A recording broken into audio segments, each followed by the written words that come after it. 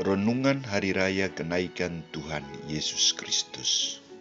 Kamu adalah saksinya.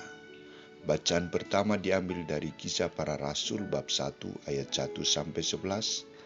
Bacaan kedua dari surat Paulus kepada jemaat di Efesus bab 1 ayat 17-23. Dan bacaan Injil dari Injil Lukas bab 24 ayat 46-53. Saudara-saudariku terkasih, dalam sumpah jabatan atau upacara permandian, perkawinan, krisma, selalu ada saksi. Tugas para saksi adalah memberikan kesaksian tentang apa yang mereka lihat, dengar, alami, maupun yang mereka ketahui tentang peristiwa dan tindakan orang tersebut. Saudara-saudariku terkasih, Injil hari ini menceritakan tentang situasi terakhir Yesus bersama para murid-Nya. Sebelum Ia meninggalkan mereka, Ia memberikan 2 perintah kepada para murid-Nya.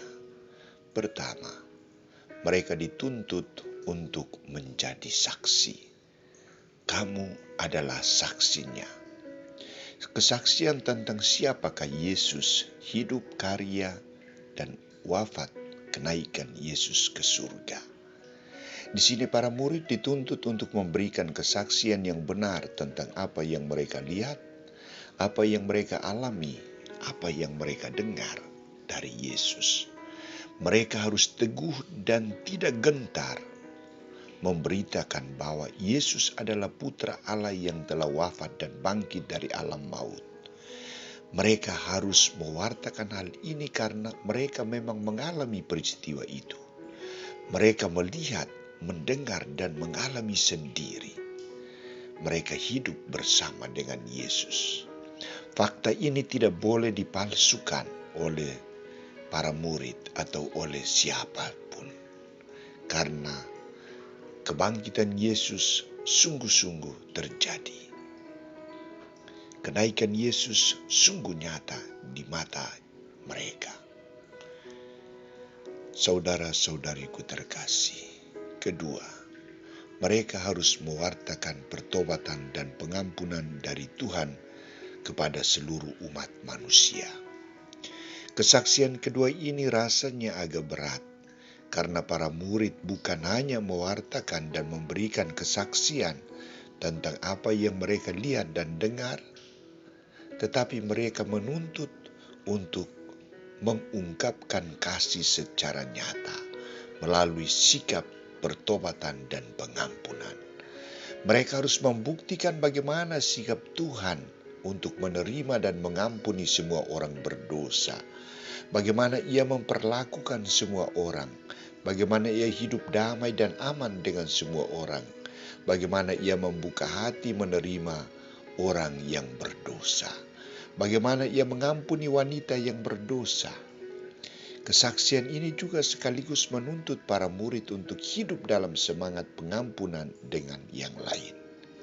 Dengan kata lain, kesaksian para murid ini sangat menjadi efektif bila para murid hidup sendiri dalam semangat pengampunan Tuhan dan bersikap mau mengampuni sesamanya. Yang ditampilkan di sini bukan saja pewartaan tentang pengampunan dari Tuhan, tetapi kesaksian nyata bahwa mereka memang sungguh-sungguh orang-orang yang mau mengampuni. Saudara-saudariku terkasih, bagaimana kita menanggapi pewartaan dan tuntutan dari Yesus bagi kita?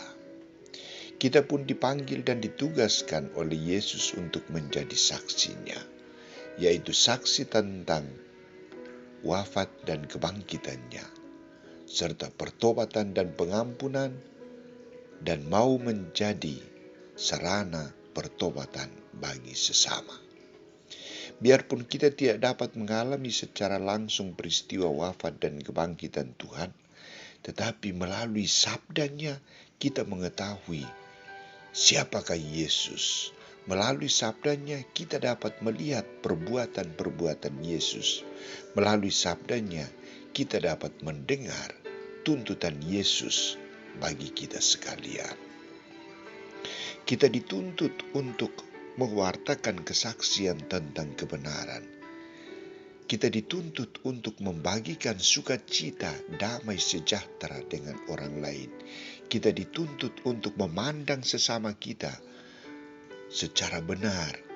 Kita dituntut untuk membuka hati, menerima orang lain, menciptakan suasana damai dengan mereka. Dalam suasana seperti ini, kita tidak perlu cemas dan takut, karena Yesus berjanji untuk senantiasa menyertai kita.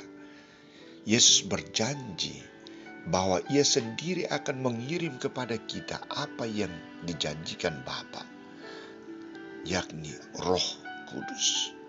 Artinya, Yesus akan tetap setia mendampingi dan memberikan semangat bagi kita untuk mewujudkan misi perutusannya, menjadi saksi baginya dan menjadi sarana pertobatan dan pengampunan bagi sesama.